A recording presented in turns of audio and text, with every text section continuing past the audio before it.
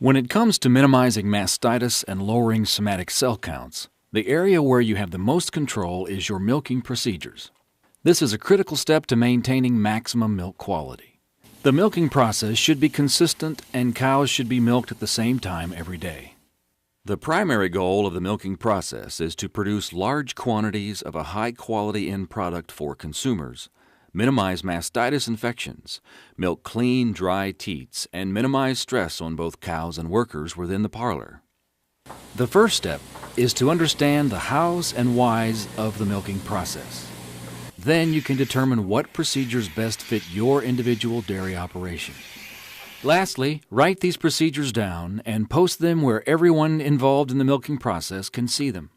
Operating procedures should be communicated to employees and periodically evaluated. These are the recommended best practices to consider. Number 1. Minimize stress. The milking process actually begins as cows enter the milking area or parlor. Bring them into the parlor calmly and gently.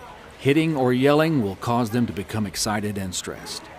Time in the holding pen should be minimized to less than 2 hours total per day. When cows are stressed, a hormone, adrenaline, is released into the bloodstream and interferes with the release of oxytocin from the cow's brain.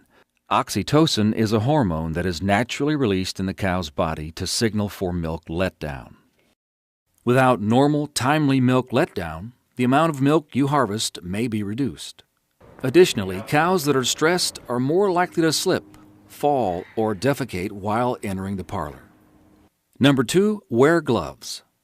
Contagious mastitis-causing bacteria, like Staph aureus, may live on your hands and be transmitted between cows during milking.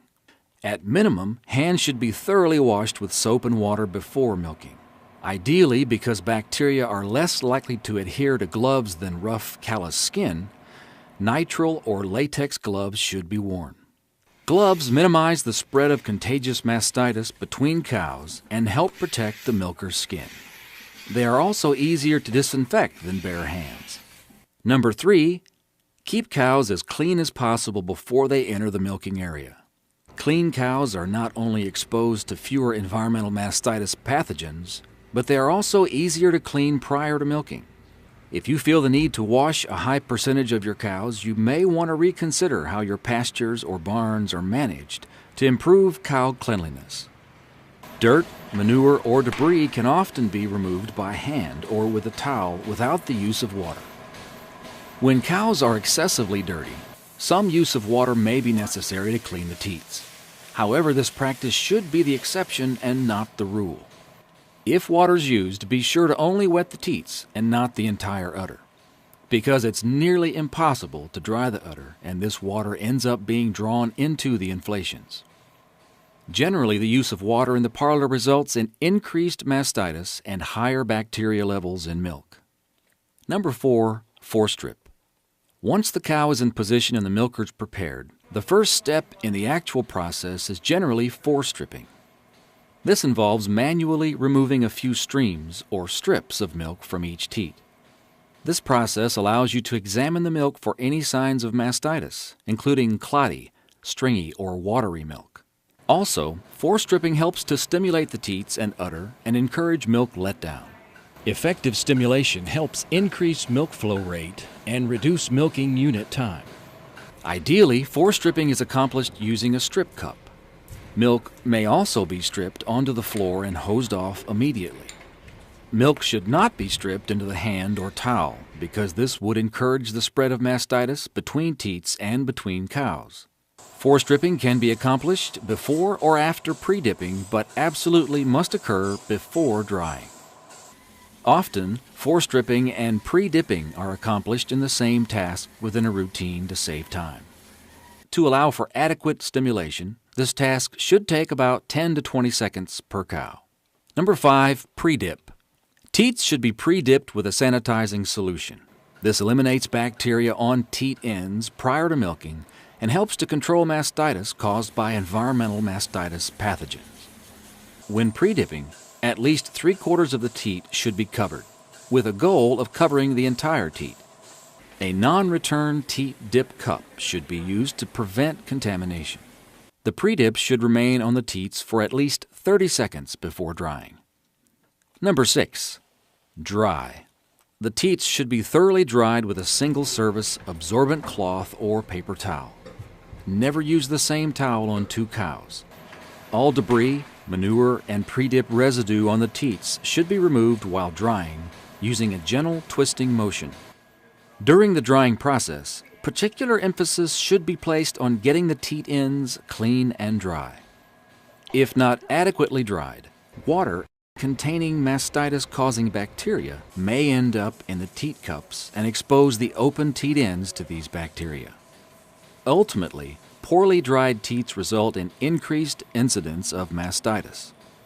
When using cloth towels, research has demonstrated that at least 2 of the following must occur during laundering: washing with detergent and sanitizer.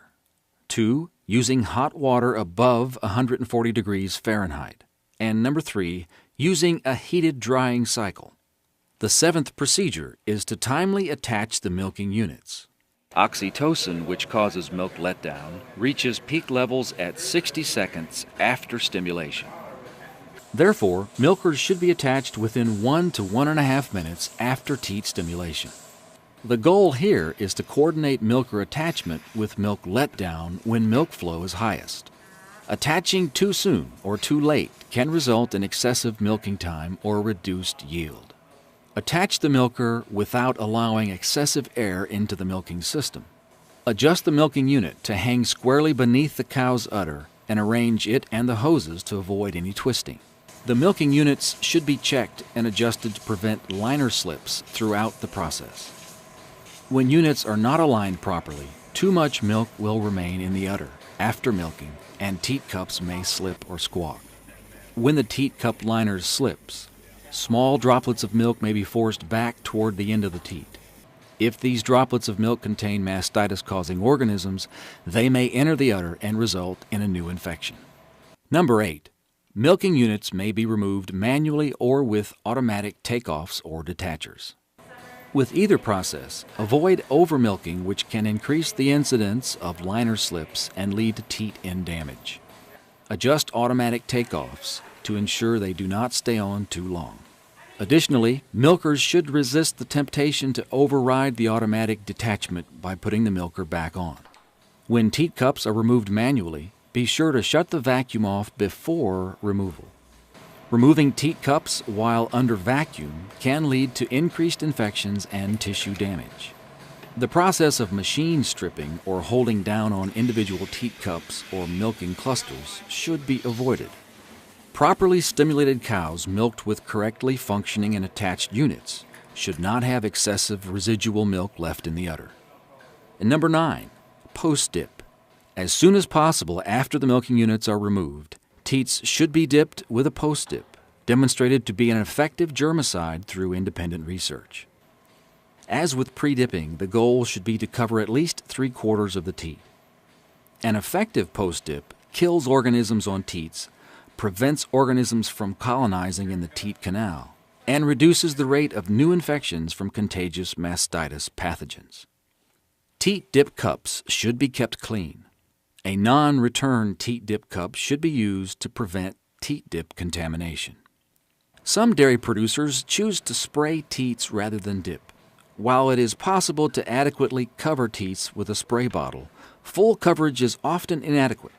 A good way to test the effectiveness of post-dipping is to wrap a paper towel around the teat just after dipping. The goal is to see a continuous streak of teat dip on the paper towel, indicating the entire teat was covered. With spraying, you will often find broken streaks of teat dip because the opposite side of the teat is not covered. We hope you find these milking procedures improve the milk quality of your dairy. Extension, research, and academics at the University of Kentucky College of Agriculture.